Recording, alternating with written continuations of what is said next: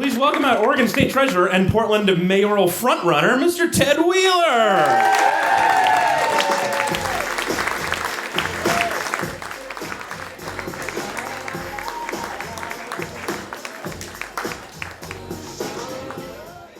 Thanks for being here, Ted. Thank you. It's so good to see you. Thanks for having me. So, I asked you this backstage, but how are you holding up? It's a long process, right? So the race is exhausting, it seems like. This is your middle of 4 events today, probably? Yeah, it's been busy, but that's why they invented caffeine. Are you getting enough of it? Are you managing? You can never get enough caffeine. You're only as strong as your coffee. So I worry, I wonder about the office of mayor, because the last 2 mayors have jumped out after just 1 term. Are you sure you want this job? Do you think maybe it's harder than we thought? It's harder than anybody thinks. It's a tough job being a mayor in any city in America, and there's no question that being mayor of Portland is definitely a challenge. It's a hard job, but I'm going with my eyes wide open. You are. So what is it about this tough job that appeals to you? Why do you want to do that? Well, the bigger picture is this. I think we all agree Portland's an amazing place. Everybody here has an investment in its future, but we also have to be cognizant of the fact that as great as things are, cities facing a lot of significant challenges. Yeah. It feels like we're actually at a point where it's both we're peaking and we're valleying at the same time in different ways. Does that make sense? We're growing from being sort of a medium-sized city or maybe even a large high school towards being a large city. And let's be honest, it's coming with some big city issues, the homelessness issue, housing affordability.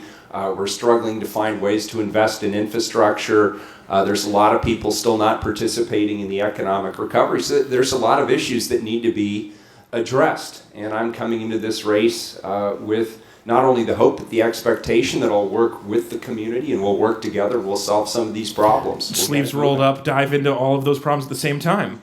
Well, right? I'm not going to roll up my sleeves. I don't want you to see my ink. That's my business. I have my boundaries, folks. I was definitely not planning on asking this question, but will you show us your ink, Ted? I'd love to see your ink now. No, I will not. I saw backstage, there was just a bunch of yin-yangs on fire. We all know.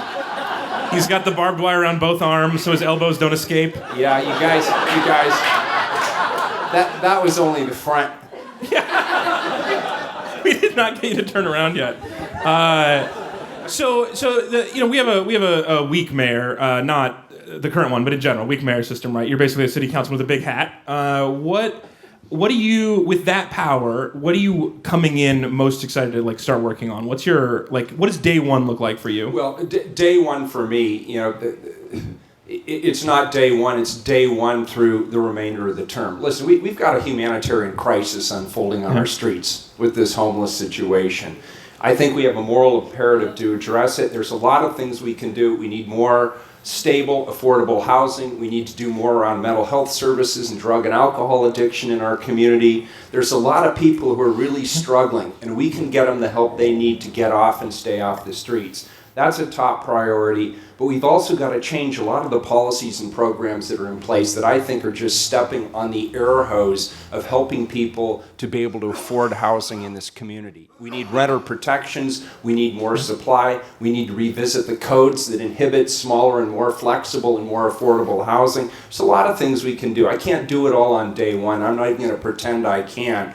And to be honest with you, on day one, I'm probably going to be looking for the men's room. But it's got to be a focused effort over the course of the entire term. Yeah, there probably are you have to do orientations and stuff, and there's a lot of paperwork probably. Day one's busy with other stuff. But no, they will definitely not leave me a roadmap. Yeah.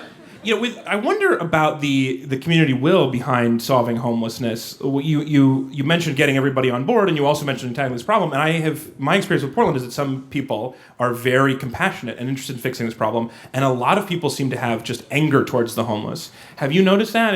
Or am I just spending too much time on Reddit? Yeah, no. There's you got it right. I mean, there are so many different reasons why people are homeless, and we talked about a few of them: alcohol addiction, mental health issues. A lot of people are being tipped into homelessness because of the state of the economy and the cost of housing and the stagnation of wages. And it requires a broad array of solutions. And somewhere in that array of solutions is something that everybody can wrap their hands around. If it's more philanthropy, great. If it's more mental health services, great. If you want to do more on the employment front, great. If you want to help people to be engaged in different ways, I think one of the best things we can begin to do with the homeless population is acknowledge them as fellow human beings. Let's start there, shall we? Yeah. And we can work on the rest later.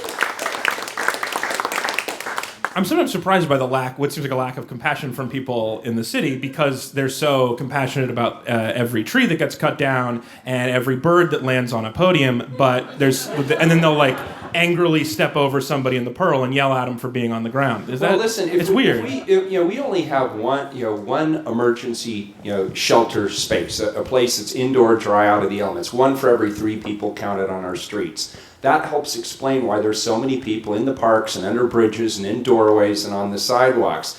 If we had done what other cities had done to ensure that people had other alternatives besides being outside, we wouldn't be looking at the same level of problem that we're looking at today. There's things we can do and have to do, and it is both compassionate to get people off the streets, and for those who just see it as whatever, an inconvenience for them, right. It solves both problems simultaneously. So you also mentioned for renters and for people who have houses and are with housing affordability, you also mentioned increasing supply, which Yes. I think is probably a more sensitive issue for some people, especially because it means sometimes the loss of a dive bar.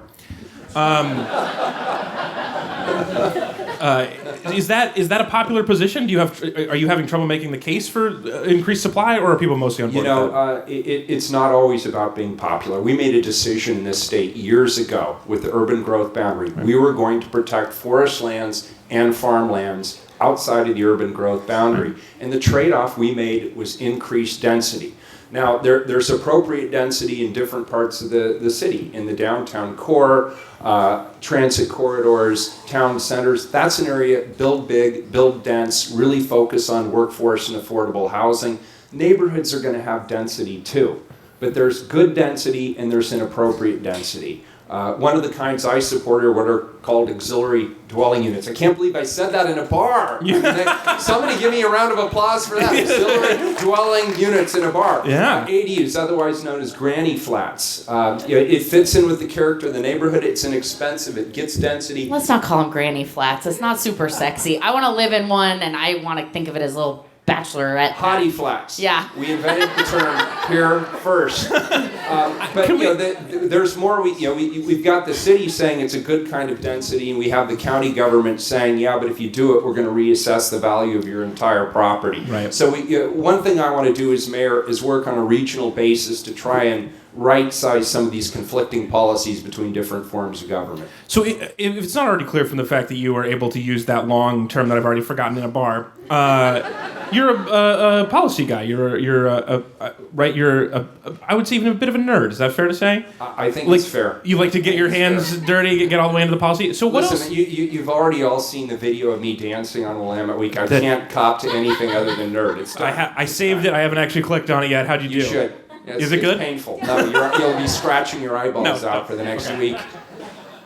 So what else? So we've talked about a couple of issues already. I don't know if those were on your top 3, but we do this thing with people who are interested in policy. We bring them on the show and say, like, what are your 3 things that you care about? We should care about more. So if one of those 2, if you already covered 2 of them, that's fine. But like, what's another policy that you really care about that we should care more about as citizens? Well, I'll just retouch on this. We have a national mental health crisis, and we're seeing part of that in the form of the homelessness we have on our streets. So I really hope as people have presidential candidates coming to Portland, if you have a chance to ask what their strategy is to address the national mental health crisis. We do not have enough resources coming to states or coming to communities to be able to handle it on our own. Another issue, an equally pressing issue for us locally that people really don't know that much about is the Superfund cleanup. The Lower Willamette River is actually a Superfund site, and very soon, which is not as cool as it sounds. That sounds great. It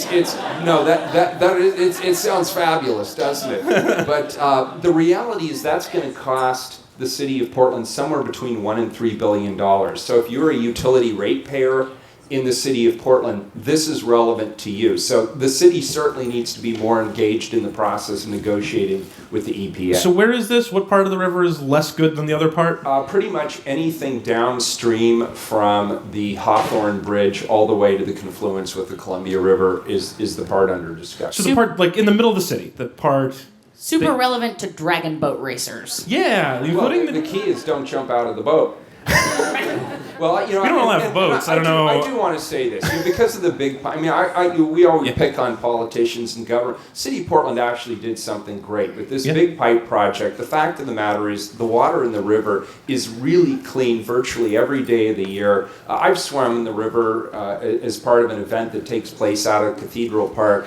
The water is actually great. The problem is the sediment that's been building on the bottom of the river for decades. A lot of it is contaminated, and that's the nature of the Superfund site. It's not the water, it's the sediment. So we can swim, we just can't go collect clams or... Just don't stand up. If you fall overboard, just have somebody pull you into the boat. Don't stand up.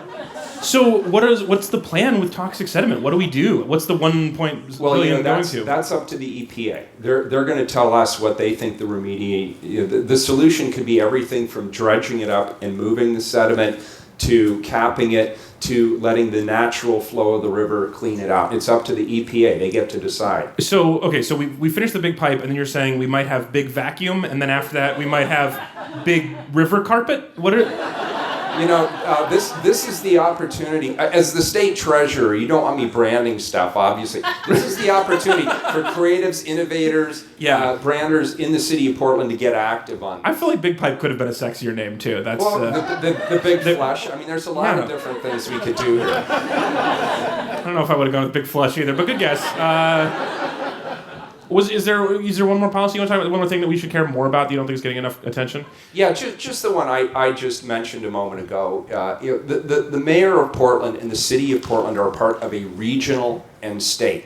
We have opportunities to leverage the economy all around the state. 90% of the wheat in the country goes out of the Port of Portland. There's a lot of opportunities for green architects and green builders to use cross-laminate timber technology being developed by some of our rural timber manufacturers. I hope the next mayor of Portland, whether it's me or whether it's somebody else, really thinks bigger than just the city, thinks regionally, thinks statewide, and thinks about how to leverage the interests of people all across the region. Since you mentioned thinking big, I know there was some talk earlier that you might have run for governor as well, that you were considering a run against current Governor Kate Brown.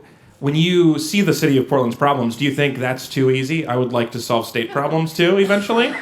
Or are you like, I mean, if we vacuum the river and fix homelessness, that'll, like, good job, Ted, It's,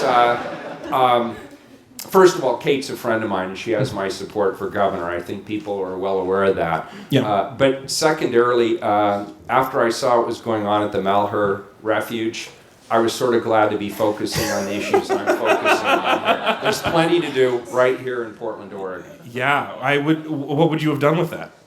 I think she handled it really well. Ooh, good answer.